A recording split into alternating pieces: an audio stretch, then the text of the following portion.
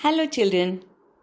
Nowadays, we are listening to the stories of Vikram and Betaal. Today's story is The Two Gifted Brothers. Betaal was gleefully swinging from his bow when Vikramaditya reached him and dragged him down from the tree. Putting Betaal around his shoulders, he continued his journey. The thin clouds silently parted in the sky, and the stars twinkled from between them. Betaal sighed. He asked, "You don't give up easily, do you?" The king smiled. Betaal began to tell another story. Once upon a time, a scholarly Brahmin lived in the city of Patliputra. He was a gentle and a very pious man. God had blessed him with 2 sons. Both of them were as gentle and kind as their father. These 2 sons were extraordinarily talented. The elder son was gifted with the ability to judge people's character, and by so doing could warn the others of their intentions. The younger brother had the ability to judge the nature of things by smelling them.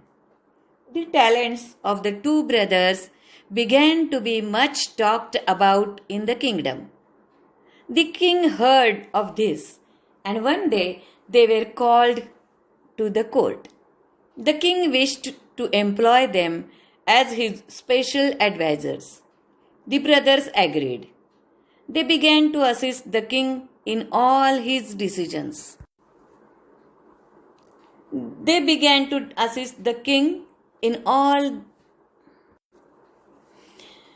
would often travel with the king on his diplomatic visits to other kingdoms. One day, while on one such visit, the king and his party were given a warm welcome by the kingdom. A festival and several programs were organized in their honor.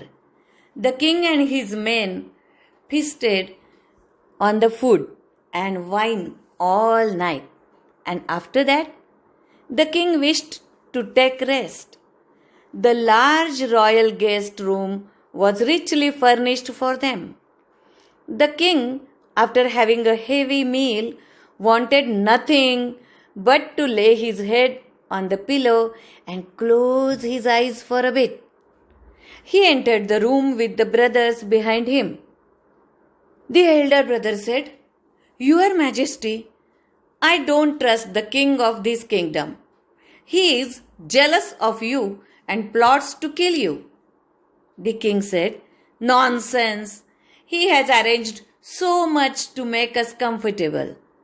I don't see how he may be plotting to harm me. I think too much food is making you mad."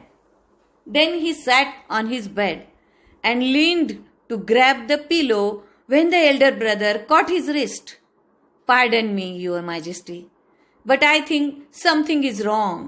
We must have that pillow checked before you lay your head on it." The king was confused and irritated, but he could not ignore the elder brother's warning.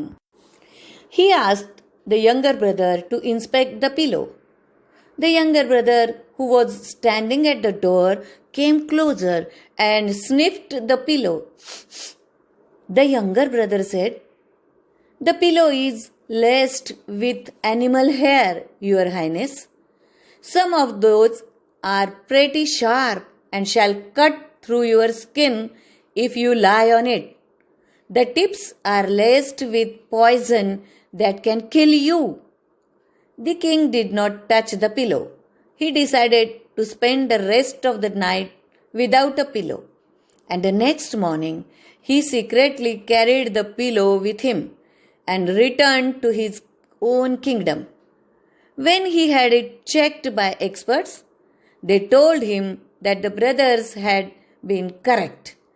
He rewarded the brothers handsomely for their service. Betaal continued, "Tell me, great king, which of the two brothers was wiser and had greater talent?" The king smiled. He knew the answer this time too. He said, "The elder one." He was the one who sensed the wrong intentions of their host. He was the one who suspected the pillow first. The younger brother only used his talents to confirm his brother's suspicion. Betaal was shaking with laughter. He had begun to enjoy the game now. He said, "Your judgment is flawless."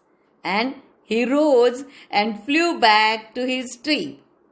An owl hooted, "Whoo!" and it echoed through the forest. Hello, children. Nowadays,